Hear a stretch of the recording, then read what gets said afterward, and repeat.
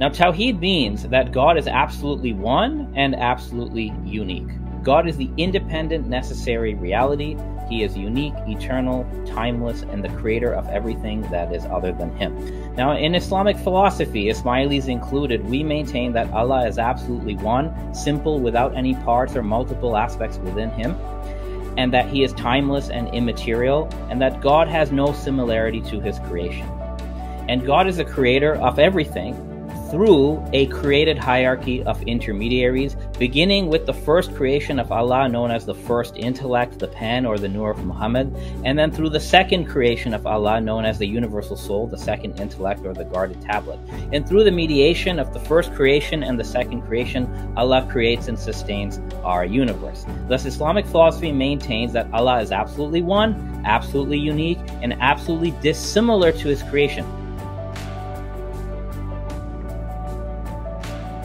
Kirmani, Khusro, Tusi, and even Shahrastani in his refutation of Ibn Sina, they have all used a contingency or dependency argument to prove the reality of God. So this is completely fine in Ismaili thought to prove God. We do that. It's in our primary text. If Madelung wrote that we don't offer an argument, Madelung is simply wrong and that article is outdated. And I say this as an expert who reads the primary sources. So here we have a text by Hamid bin Kirmani, who died around the year 1021. He was probably the highest ranking Ismaili da'i of his time, worked directly with the Ismaili Imam of the time, Imam al-Hakim. And this is from a text called Rahat al-Aql. Now notice this text is edited in 1983, which is after 1977. And here, for those who can read Arabic, what Kirmani is doing is he's offering a cosmological argument for God. It's among the foundational principles that some existing things depend on other existing things. So he cites the cosmological reality of dependence, of ontological dependence. And then he goes further and he says, that upon which all dependent existence terminates is God. And he says that right here. It follows from the fact that dependent realities require an absolutely independent originator in order to exist. This is how we know there is God. And once we know there is God, we further know that this independent, absolutely uncaused originator must be simple, eternal, transcending all the attributes of creation. So when we do negation, we don't mean to say you can't say anything about God. Kirmani never actually says that. What Kirmani says is that you have to negate all the attributes of creation from God. And we logically follow that contingency argument with the absolute negation of all creaturely contingent attributes from God. Okay? That is what our double negation is based on. And according to John Martin, who's a scholar of the Neoplatonic tradition, this type of hyper-negation that you do for God, it is logically meaningful. It is not confused and it is not contradictory. This is the academic opinion about Ismaili and Neoplatonic thought generally. It is not logically contradictory.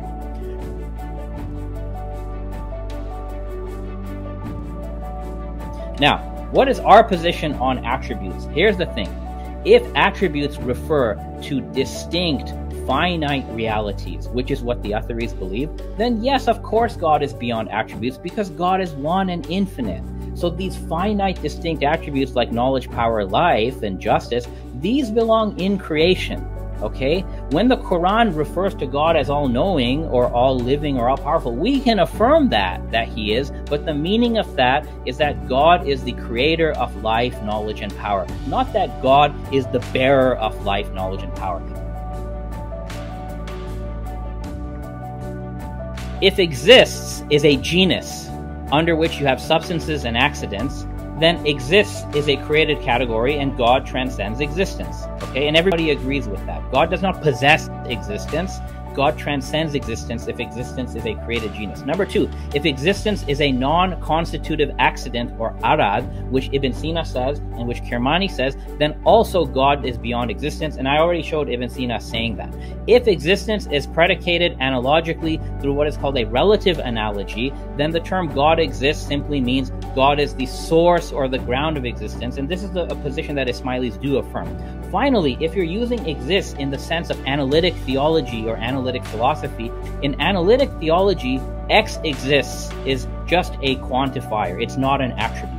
So in a normal layman or analytic speech, I have no problem saying God exists. So if existence is a real predicate or an attribute, then I say God is beyond existence. But if existence is an analogical term for the source of existence, or is just a quantifier, then I can say that God exists, no problem. I have a quote on my slide from Ibn Sina. What Ibn Sina says here is exactly what the Ismaili say. God's essence is not the same as existence, okay? And that God's essence should be regarded as above existence, okay? Fawq al-wujud. So Ibn Sina's position that God is above existence is actually the same as the Ismaili position. Let's begin with Surat Al-Ikhlas. Qul huwallahu ahad, Allahu samad. What does this mean? Well, what does ahad mean? According to the widely held view in Sunni tafsir, as reported by Professor Lombard, the meaning of ahad and the meaning of ahadiyya is an absolute oneness that is unique and cannot be divided. That means Allah is absolutely simple, which is what the Islamic philosophers believe. The Atharis do not believe that Allah is absolutely simple. They believe that Allah has real distinct attributes that are different from one another and different from Allah's essence. So the God that the Atharis believe in is not ahad, because ahad means absolute simplicity. It's the same thing with samad. What does samad mean? Well, according to the Sunni tafsir tradition from Tabari and others, samad refers to that reality which is one, solid, unchangeable, and monolithic. A monolithic reality is an absolutely simple reality, but the Atharis don't believe that. The Islamic philosophers believe that God is absolutely simple, but the Atharis have this weird thing. They say Allah's essence is uncreated, but it's not the same as Allah's uncreated foot, which is not the same as Allah's uncreated power. So the Athari God doesn't even meet the definition of ahad or samad. Furthermore, the Quran actually clearly teaches that God is absolutely simple and that God has no multiplicity within himself.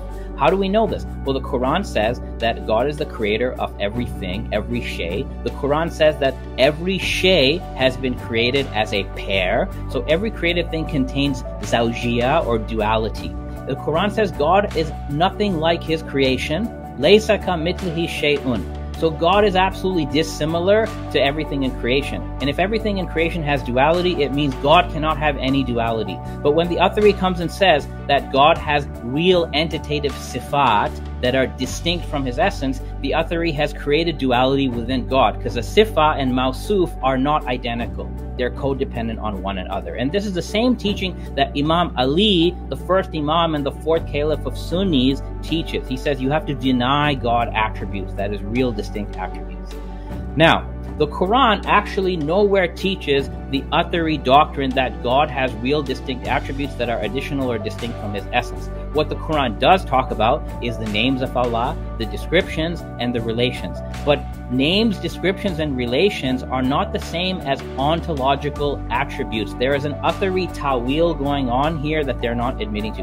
The Quran has these predications. Allah is called Alim, right? Allahu Alimun. That we can affirm. But Allahu Alimun does not necessarily mean Allahu Lahu Ilmun, that God has entitative knowledge. So we don't affirm the second part. We interpret Allahu Alimun or Allahu Qadirun and like statements. We interpret it as follows. A, we affirm that this is God's reality. B, God is not ignorant of anything. And C, God is the originator of all knowledge, and knowledge is his creation or effect. This is not a violation of logic. There's a type of literary speech in Arabic known as metonymic speech. Okay, in metonymic speech, you can describe the giver or the agent. You can describe an agent by means of something that the agent creates, and you can attribute what the agent creates to himself. Okay, it's like when you have a king who orders an army to conquer a city, we would say the king conquered the city, but the king didn't personally conquer the city, the army under his command did it. This is how we interpret the attributes, statements about God, that the intellect and the soul execute God's command, but what the intellect and the soul affect can still be attributed to God verbally, because the intellect and the soul act by God's command. And the Quran is full of these examples. The Quran says God takes souls at death, but it's the angel of death who takes souls at death. The Quran says God is the guide, but Muhammad is a guide. The Quran says God sent down the Quran, but it's actually Gabriel who brought down the Quran. So this is called metonymic speech, and this is how we can interpret everything in the Quran. So where does the doctrine of real distinct attributes comes from? It actually comes from the Christian doctrine of the Trinity. This is the finding of Harvard professor Henry Austin Wolfson. And in fact, we can go into detail on this. We can show you, according to many, many sources, we know that the Christian Arabs defined the Son of God and the Holy Spirit as two eternal divine attributes, such as life and knowledge, or knowledge and power. And the early proto-Atharis, like Ibn Kulab, learned this doctrine from the Christians, and they transformed the Christian Son of God and Holy Spirit into Allah's uncreated attribute of X and Y. So the Athari position on attributes doesn't come from the Quran and Sunnah, it comes from the Christian Trinity. Now, even if we apply reason to the Athari doctrine of attributes, of real distinct attributes, this entire doctrine is going to collapse. Firstly, the Atharis say the attributes are not identical to God, and they're not other than God. This violates logic. It violates the law of the excluded middle. But even if you get past that logical problem, the question we ask is this. If God's essence and his attributes are all mutually distinct, is the essence and each attribute necessary in itself or dependent in itself? Now, here are the options. If you answer that the essence is dependent and the attributes are independent, you believe in multiple necessary beings, polytheism. If you say the attributes depend on the essence, so the attributes are dependent, the essence is independent, well, that is divine simplicity. There's only one necessary independent reality, which is God. So that's our position. If you say the essence and attributes are all independent necessary beings, that's more polytheism. And if you say they're all dependent contingent things, that's atheism. So the Athari position on Tawhid is going to collapse into one of these four, and therefore this view of Tawhid, cannot stand the test of reason. Furthermore, when the Atharis say that God's attributes are distinct from one another and God's essence, what they are saying is that each divine attribute, in being different from others, is finite. Okay, something is finite if it is limited and it excludes things that are different from itself. So to say that God is infinite, but he's comprised of multiple finite attributes, is a logical contradiction. You cannot have divine infinity composed of finite attributes. Furthermore, the Atharis affirm that God has two yads. Whatever yad means, he has two yads. Well, guess what? 2 is a quantitative arbitrary limit. Why does he have 2 yads? Why can't he have 7 yads or 1,000 yads? So when the Atharis affirm in their creed that God has 2 hands or 2 yads, they're giving an arbitrary limit to God. And according to the Thought Adventure podcast that I've watched, anything with arbitrary limits is contingent, not necessary. So the Athari concept of Tawhid posits a contingent God. This book of Ibn Hamdan is in Arabic. It hasn't been translated, but he's very clear. God is powerful through his power. He's willing through his will. So for the Atharis, God needs these attributes, and they're all uncreated, and all of these attributes have causal power. So for the Atharis, okay, the attributes sort of have to join together to form Allah. And frankly, what comes to mind with your Athari theology is basically Captain Planet, where all the powers have to come together to form Captain Planet. In the Neoplatonic tradition, what God directly creates is not the physical universe. Rather, God directly creates a perfect creation. So God is absolutely simple. And it follows logically from God's absolute simplicity that the action of God, okay, what comes from God, the creative action of God, the creative will of God, the divine action can only be one. Okay, so from God there only comes a single divine action, not multiple divine actions. If multiple divine actions issue from God, it would necessitate that there is multiplicity within the divine essence. But that's not possible. Okay, if there was multiplicity within the divine essence would be composite. It would be composed of these multiple aspects. And whatever is composite is dependent on its parts for its subsistence or its existence. But because God is independent, right? Kul huwallahu ahad, Allahu samad, God is independent. The independence or the samadiyya of God completely precludes any multiplicity being in God. So if God is absolutely simple, then the direct action of God must be just one act, not many acts. Now, what is this direct action of God? Well, the Ismailis refer to God's action, his single action, as an act of will. Okay? An act of will. And this act of will that issues from God, that proceeds from God or emanates from God, it is eternal, because God doesn't change. It's not like God shifts from not willing to willing. So God eternally is willing. And the act of will that comes from God is an eternal action. Furthermore, the Ismailis, as well as the Avicennians and the Sabirians, maintain that the will of God, which is an action, is pure goodness. There's no deficiency in the will of God. It's the best act that there could be. And God's will, unlike our will, God's will does not look at a menu of options and then pick one thing from the menu. Rather, the will of God is essentially undivided and single. Okay? It must be necessarily directed toward pure goodness. Okay, so God's will is pure goodness. So we have God, and according to Abu Yaqub as-Sijistani, the Ismaili philosopher, God is called, he refers to God as the perfectly generous. Okay, this is not an attribute of essence, this is an attribute of action. Why is God called the perfectly generous? Because God's single act of will is perfect goodness. Okay, this is how Sijistani explains it. And it cannot be any other way. So in a sense, God's act of will, okay, which is his creative action, is necessary. It's necessitated by God's own essence. So God's act of will is pure goodness. And what this act of will brings into existence, because the act of will is pure goodness, what it produces is a perfect essence or a perfect substance. Okay? Why does God produce a perfect substance? Because his action is perfect.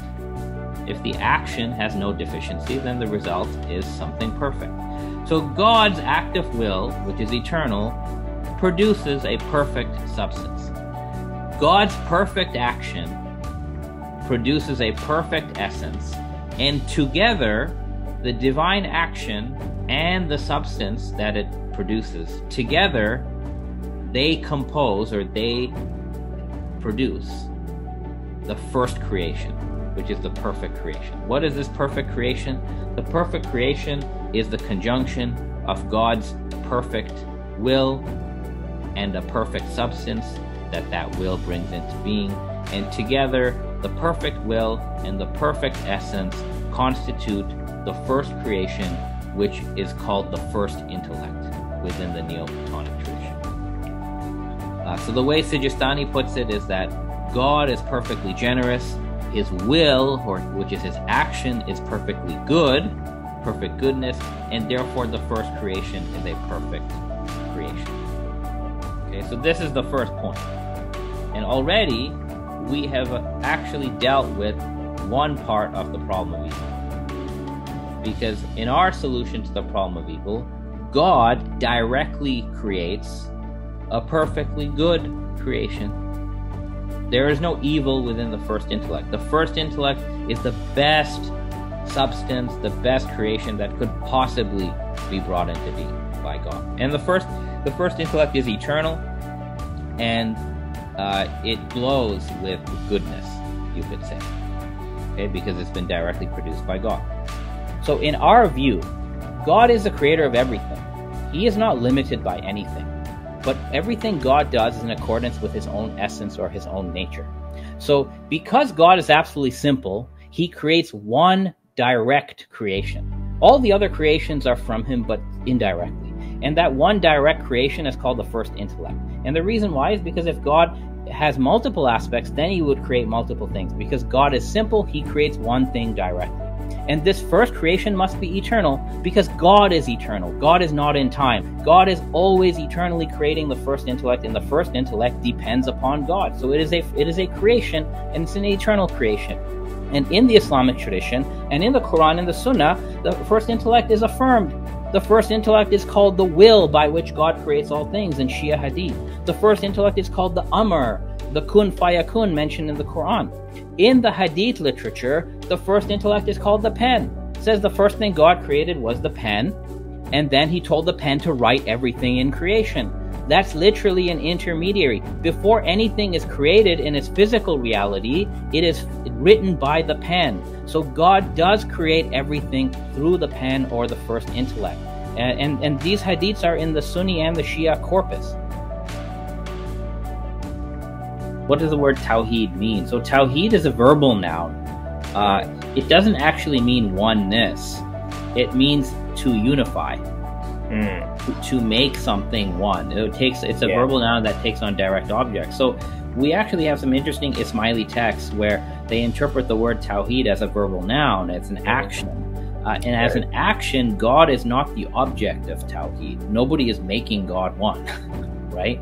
That wouldn't make any sense. God is the very fountain of oneness. So nobody makes God one.